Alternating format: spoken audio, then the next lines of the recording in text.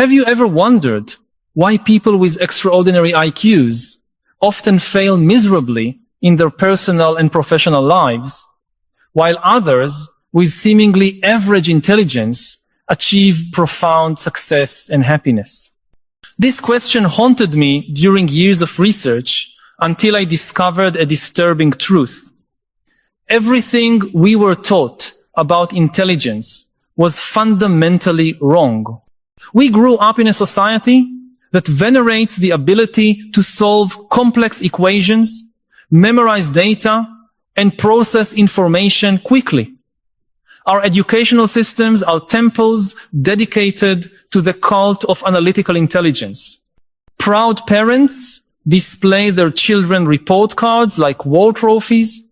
Companies hire based on cognitive tests, and universities rank students by their ability to regurgitate knowledge under pressure.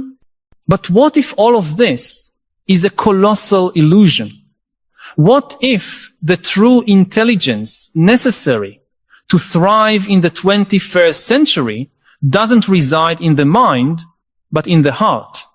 For decades, we have witnessed the peculiar phenomenon of technology geniuses who revolutionized the digital world, but are incapable of maintaining stable relationships.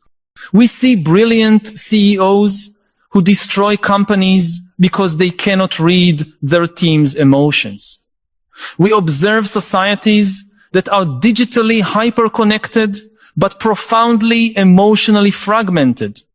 The global pandemic revealed with crystal clarity that our sophisticated analytical intelligence was insufficient to navigate the emotional chaos that befell humanity.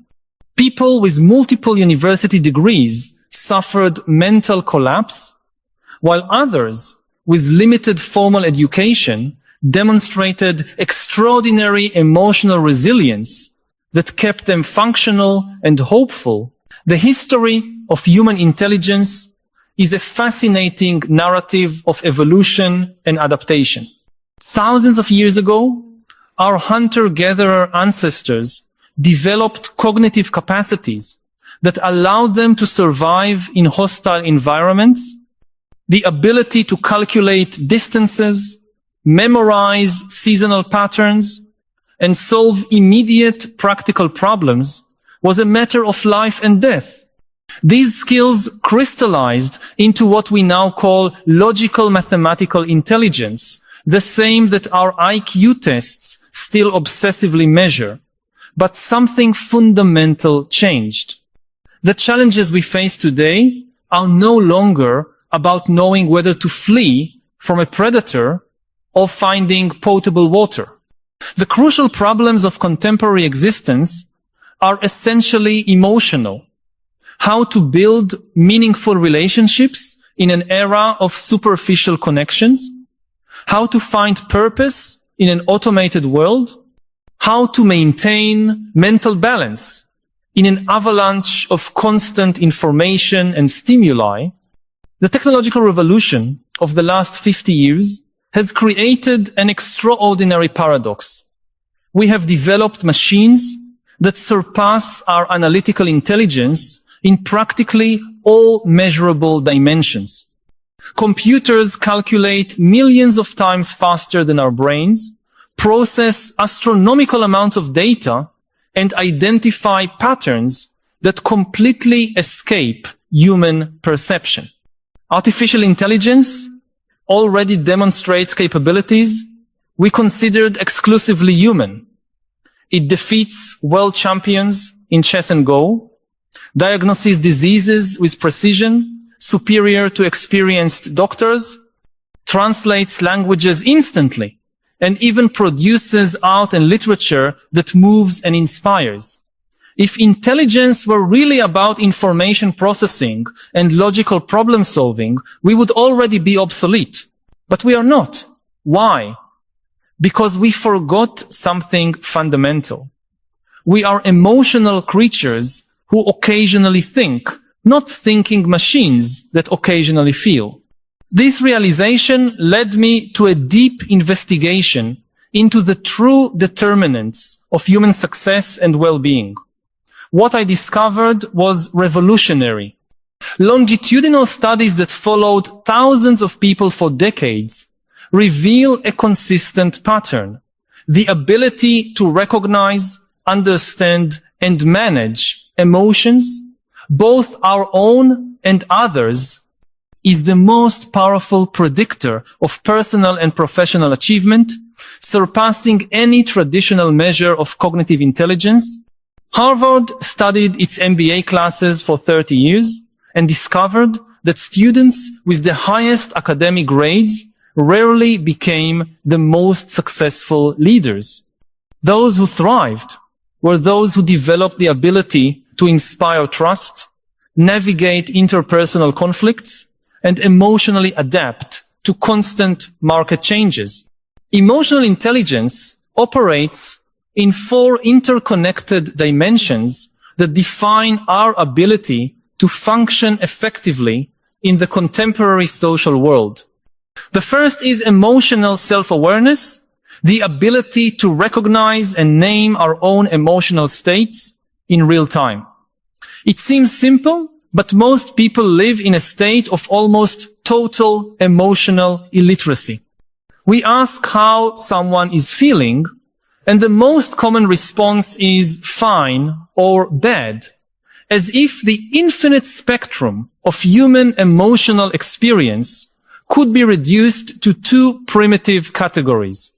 The second dimension is self-regulation, the ability to manage our emotional responses consciously and constructively.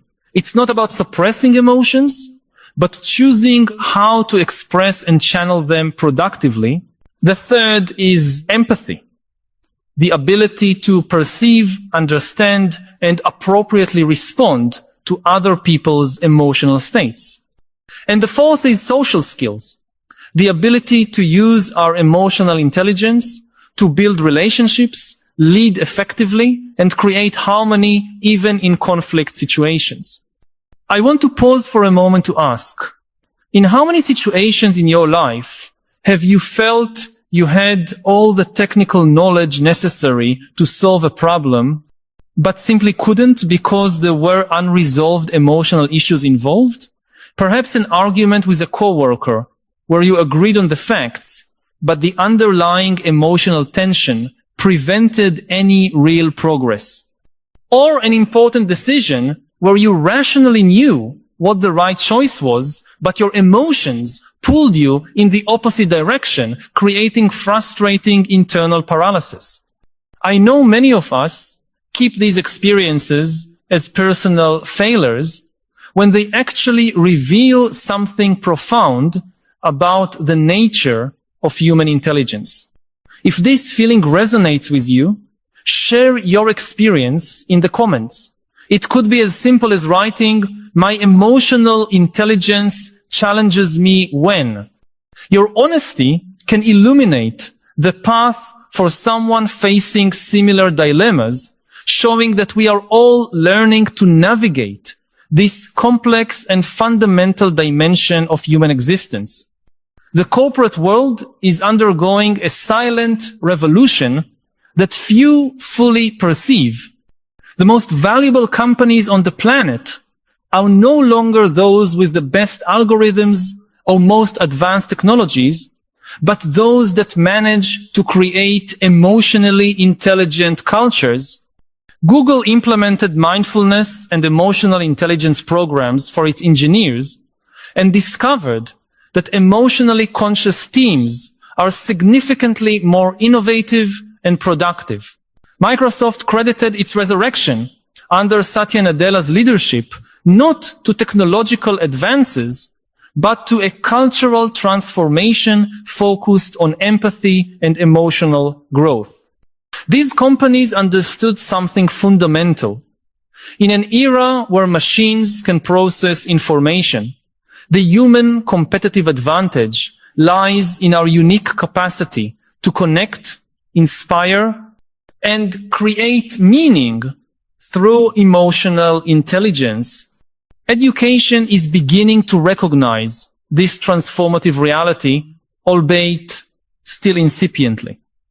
Countries like Singapore and Denmark have already integrated emotional intelligence development into their national curricula, recognizing that preparing young people for the future means equipping them with skills that machines will never be able to replicate. Children learn not only mathematics and sciences, but also to identify emotions, practice empathy, and resolve interpersonal conflicts. The results are extraordinary. More cohesive societies, lower rates of youth anxiety and depression, and a generation better prepared for the complex challenges of the 21st century. Meanwhile, educational systems that remain obsessed with standardized testing and memorization are producing brilliantly analytical but emotionally fragile young people, unable to deal with frustrations, rejections, or ambiguities that characterize adult life. This transformation is not just a matter of personal optimization or professional success. We are facing global challenges that require extraordinary levels of emotional cooperation between different cultures, nations, and ideologies. Climate change, economic inequality, political polarization, global pandemics, none of these problems can be solved through pure analytical intelligence. They require our ability to transcend tribal differences, create emotional bridges between conflicting groups, and maintain hope and determination in the face of overwhelming complexities. Emotional intelligence is no longer a luxury for personal development. It is an existential necessity for the survival of human civilization. But there is a profound obstacle in this journey of recognizing emotional intelligence, our own cultural resistance.